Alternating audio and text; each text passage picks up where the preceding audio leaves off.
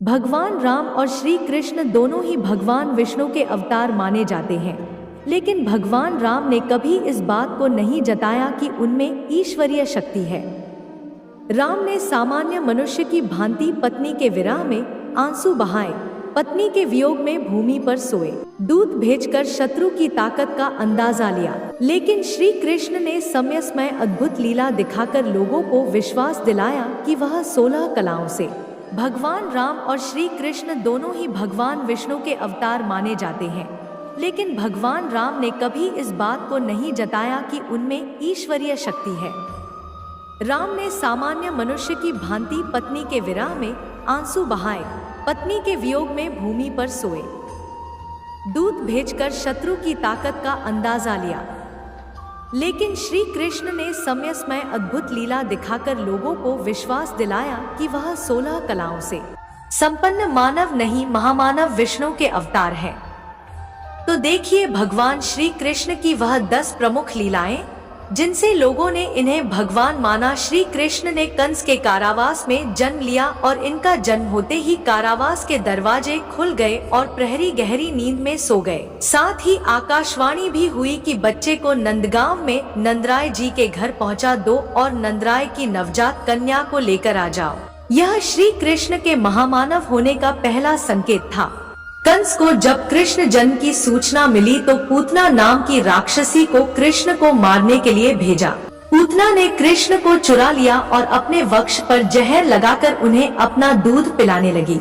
श्री कृष्ण ने पूतना के वक्ष स्थल से उसके प्राण ही खींच लिए और विशालकाय राक्षसी खुद मृत्यु को प्राप्त हो गई।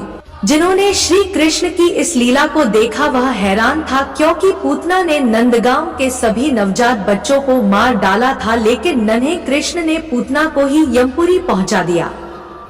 उसी समय से लोगों ने कहना शुरू कर दिया, कृष्ण सामान्य मनुष्य नहीं, कोई महामानव है। कालिया नाग को कंस ने यमुना में भेज दिया। इसके जहर से यमुना का जल काला पड़ गया। इस जल को पीने से पशु पक्षी और लोग मरने लगे।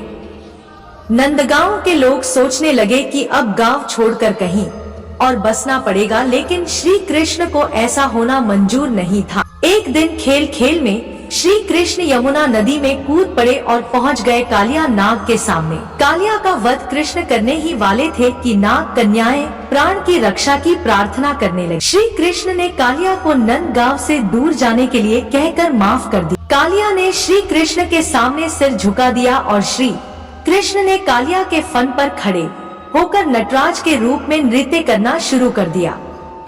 नंदगांव के लोगों ने जब इस दृश्य को देखा तो हैरान रह गए और उन्हें विश्वास होने लगा कि श्री कृष्ण महामानव है। इंद्र द्वारा मूसलाधार बरसात किए जाने पर नंदगांव के पशुओं और लोगों की रक्षा के लिए श्री कृष्ण ने गोवर्धन पर्वत को अपनी छोटी उंगली पर उठा लिया और कई दिनों तक सब कुछ सामान्य चलता रहा। तब इंद्र को माफी मांगने के लिए श्री कृष्ण के सामने आना पड़ा। जब लोगों ने श्री कृष्ण की यह लीला देखी तो उन्हें पूरा यकीन हो गया कि श्री कृष्ण मनुष्य रूप में भगवान है और श्री कृष्ण के कहने पर गोवर्धन पर्वत की पूजा शुरू कर दी और तभी से हर साल गोवर्धन पर्वत की पूजा की परंपरा चली आ रही है। कंस के पहलवानों को पराजित करके कंस का वध करना किसी सामान्य व्यक्ति के वश की बात नहीं थी। जैसे ही श्री कृष्ण ने कंस का वध किया, चारों दिशों से श्री कृष्ण के जयकारे गूंज उठे। श्री कृष्ण के गुरु संदीपनी के पुत्र की वर्षों पहले सागर में डूब जाने के कारण मृत्यु हो चुकी थी।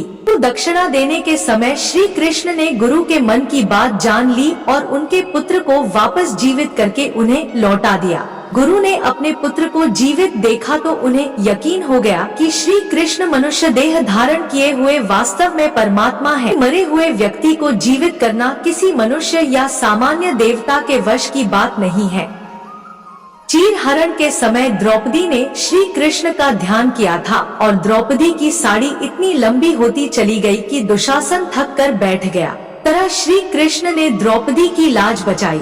द्रौपदी और श्री कृष्ण की इस लीला से कौरवों की पूरी सभा ने श्री कृष्ण को भगवान रूप में जाना। नवों के दूत बनकर जब श्री कृष्ण दुर्योधन के पास पहुँचे तो दुर्योधन ने श्री कृष्ण को बंदी बनाने का आदेश दिया। इस समय श्री कृष्ण ने अपना दिव्य रूप धारण करके पूरी सभा को हैरान कर दिया। समय भीष्म और विदुर ने श्री कृष्ण को विष्णु रूप में देखा। महाभारत युद्ध के दौरान हर दिन मूंगफली खाकर युद्ध में मरने वालों की संख्या की भविष्यवाणी करना यह भी बताता है कि श्री कृष्ण मानव नहीं महामानव है। श्री कृष्ण की सबसे भव्य लीला थी उनका विराट रूप धारण करके अर्जुन को जीवन और मृत्यु के रहस्य का बोध करना। श्री कृष्ण का विराट रूप साक्षात उनके परब्रह्म परमेश्वर होने का सबूत देता है और इसके बाद कोई शक नहीं रह जाता कि श्री कृष्ण मानव देह में श्री विष्णु के अवतार हैं।